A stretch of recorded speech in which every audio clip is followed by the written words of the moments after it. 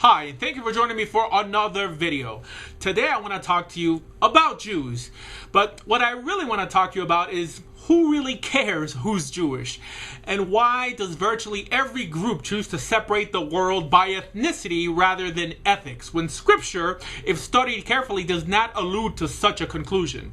Well, I was once speaking to a friend of mine who used to belong to a Messianic synagogue, and he told me that in these places, congregants were actually classified theologically as Jews and non-Jews, right? So an ethnic Jew or someone with a Jewish mother would be given special treatment, not because of their righteousness, but because of their ethnicity. Has anyone ever stopped and asked, how could this be considered moral in any way? Not to mention that even according to their text, it states that Christians have been grafted into Israel, right?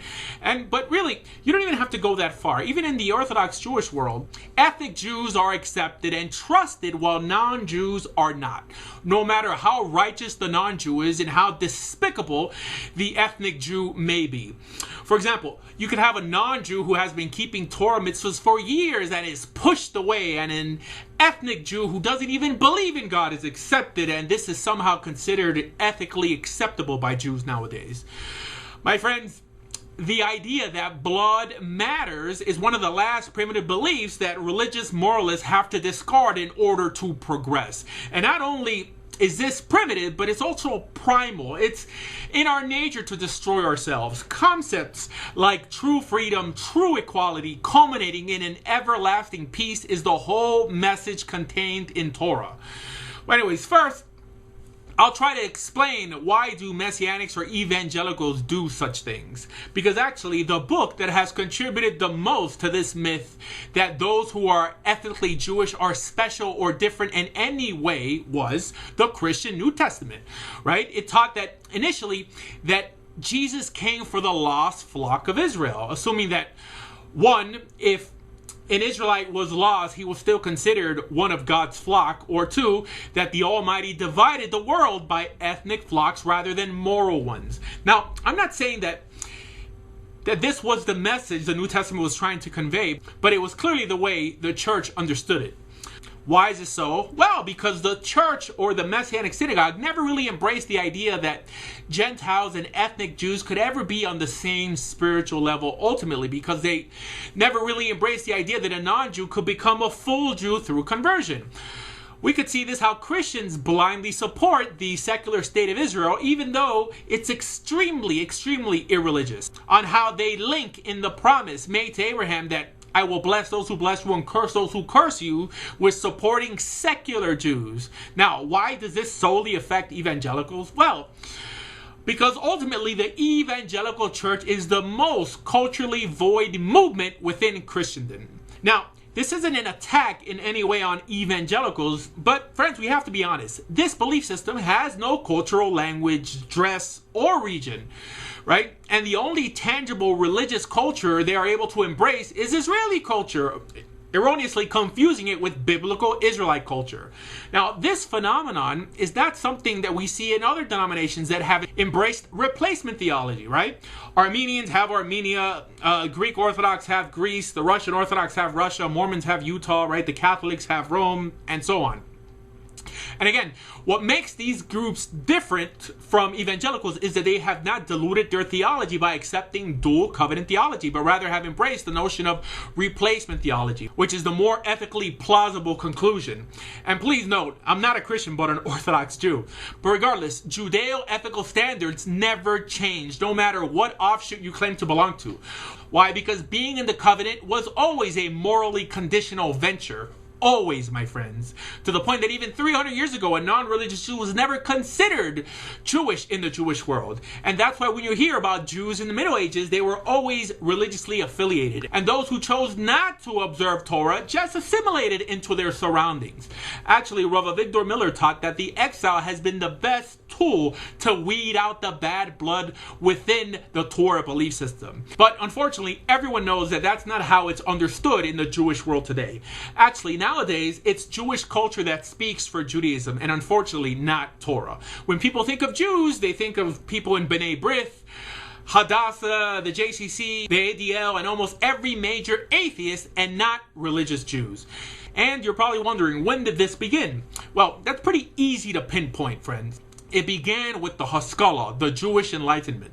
Now, one has to be careful when trying to describe the Haskalah because, like most movements, it ended up very different than what its founders intended it to be. For example, people like Moses Mendelssohn were 100% committed Jews who were only trying to better and demystify Judaism. However, those who came later had another plan up their sleeves, which is a good example that you have to be very careful when trying to better something because most of the time you just end up making it worse. And that's just what the Maskilim did. And from this movement eventually arose the Reform movement and later the Conservative movement. Now the Haskalah was a clear attempt to get some culture, something tangible and absolute into Jewish life when it was all around them all the time and they didn't see it. Torah was supposed to be their culture. The problem is that the rabbis have manhandled Torah to such an extent that it has become completely and ethically relative. The idea that no matter what you did halakhically in Jewish life, there was always someone telling you that you were doing it wrong. Or even what you thought you understood from a practical level, there was always someone else giving you a new mystical interpretation that made the once practical, purposeful belief system irrational. So Jews began flocking into tangible, absolute, practical ideologies, even though they clearly went against Torah principles. These ideologies were primarily socialism and nationalism. In other words, communism and Zionism. Two ideologies that had, in their essence, the spirit of revolution. However, the main problem with these ideologies is that these erroneous Jews enveloped them with Jewish culture, which meant that their backlash would affect everyone who identified themselves as Jewish, whether involved in them or not. That's why Rav Elchanan Wasserman, who died during the Holocaust, stated that the Almighty gave the enemies of the Jews the title of their sin in the word Nazi. National Socialist, which, as we said earlier, was the Jews' sin. Nationalism and socialism. Again, in other words, Zionism and communism. Which, in other words, was why the Holocaust occurred. Because Judaism became tainted with irreligious ideologies and ultimately the religious Jews died for the sins of the secular. But, actually, it was ultimately the fault of the religious. How? Because they began to stand for nonsense. In other words, they began to consider secular Jews still Jewish. As a matter of fact, it was this kind of thinking that gave birth to the Haskalah in the first place. Because prior to that, non-believing Jews were not treated like Jews. Why? Because in Judaism, ethnicity has always meant nothing. And only when it began to mean something did disaster occur. And this, my friends, is never spoken about. Why? Because someone might get offended. And in Judaism, there's always somebody to get offended. But you know what? Who cares? The truth has to be told, especially in this area, because till it's told and accepted by Jews, we could not progress as a religiously based people. And the reason this is so important to know is that the beating around the bush by rabbis claiming that the Holocaust came out of nowhere has caused the biggest backlash by having countless of Jews dropping the faith because they feel that there is no justice. As a matter of fact, Elie Wiesel writes that about the Holocaust that he has no problem accepting the fact that the Jews are on a mission from God, but he didn't know it was a suicide mission. Now, this type of thinking goes directly against the principles laid down in Torah, the principle that Israel does not have to suffer, and when we suffer as a whole is because of us. Heck, even last week's Parsha shows us that along with the Tochacha comes an opportunity for Israel to live a life of blessing by keeping mitzvahs. So friends, Torah is our culture. So this is why, honestly, who ultimately cares who's Jewish or ethnically Jewish? Because like we said, the concept did not exist 300 years ago. And now the idea that once a Jew, always a Jew, no matter how that individual tramples on Torah has become almost irreversible. Why? Because about 90% of the Jewish world today solidifies their Jewish identity through ethnicity instead of through Torah. It actually gets worse because we see that in the Jewish world today, the irreligious typically end up having more of an impact on religious Jews than the other way around. And one of the main problems is that those who claim to be religious have adopted those secular ideologies into their theologies, such as Zionism, liberalism, feminism, multiculturalism, and even environmentalism. Friends, how can the secular have such an impact? Well, because by titling them Jews, it makes us put our guard down. How many times have you seen religious parents buy their kids secular Israeli music just because it's labeled Jewish? Or let their kids hang out in places like the JCC just because it has the word Jewish in it?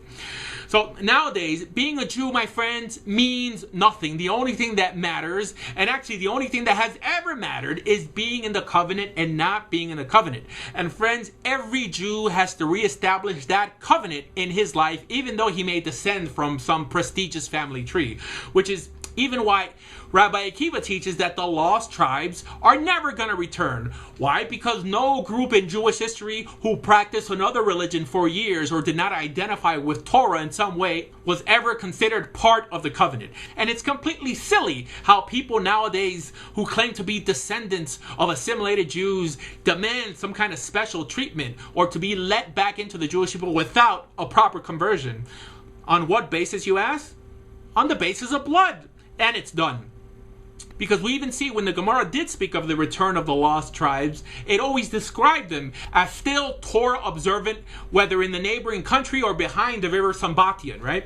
So friends, again, the moral of this lecture is that being Jewish means nothing in itself, and the only thing that matters is how you behave and what you believe. However, the catch is that only through God's instructions for humanity, His Torah, can one become a completely well-rounded ethical individual. And any other belief system, although seeming purposeful and ethical in their outset, will eventually have their flawed theologies catch up with its practitioners. So in other words, if you're hearing my voice today and you're in search of truth, please consider Judaism and begin living life to the fullest. And this message is also for those seeking a conversion. I understand that rabbis make it seem that conversion is so important, my friends, but it's not. The importance is found in what you do after you convert. But really, can you blame them? They have to really justify you paying thousands of dollars and wasting years of your life in their silly conversion programs that take too long. So again, here's another example where Judaism has begun to praise ethnicity over ethics, to the point that we see that conversion is never really taken too seriously in halacha, to the point that sometimes we see it just thrusted upon people, like in the cases of an Eved Kanani or a Ger Katan. That's why Chazal teaches that the halachas regarding conversion were taken from the Jews' conversion in the wilderness. But heck, even the Jewish people's conversion wouldn't have been accepted by today's ridiculous standards for Geras. Why? Because, again, ethnicity has been elevated over ethics. No, friends, today we just mistreat those who want to join us and beg and flatter those who happen to have Jewish mothers to stay with us no matter how badly they try to escape. And even the latest study teaches that 75% of all Palestinians are actually Jewish by today's standards, and 90% of all Spaniards and 30% of all Russians. Heck, Gaddafi is Jewish, Marx, Engels, and even the New York Times just reported that the president of Iran is a descendant of Jewish converts to Islam. And to top it off, being that 95% of ethnic identifying Jews are not religious shows that ethnicity means nothing. It means nothing, my friends. Wake up and bolster up decency and morality over ethnicity. And friends, the only way we can begin to change those numbers is by doing what the Gemara stated was the only reason we were exiled from our holy land, which was to acquire converts. And again, by failing to do so, and not only failing to do so, but by abusing potential sincere converts, we bring only disaster upon ourselves. Like Chazal tell us that Amalek was born because Timnah was turned away from conversion, and Goliath was born because Naomi turned away Orpah. That's why I'm not going to make the same mistake. And if you're hearing my voice today and you're looking for a deeper relationship with the Almighty, I want to welcome you to consider Judaism. And if you're a secular Jew or an unaffiliated Jew, I want you to reestablish that covenant with the Almighty. And for more information on converting to Judaism, please visit Torah Judaism International at torahjudaism.org. And if you want to learn more about Torah Judaism, please visit bejewish.org. Thank you.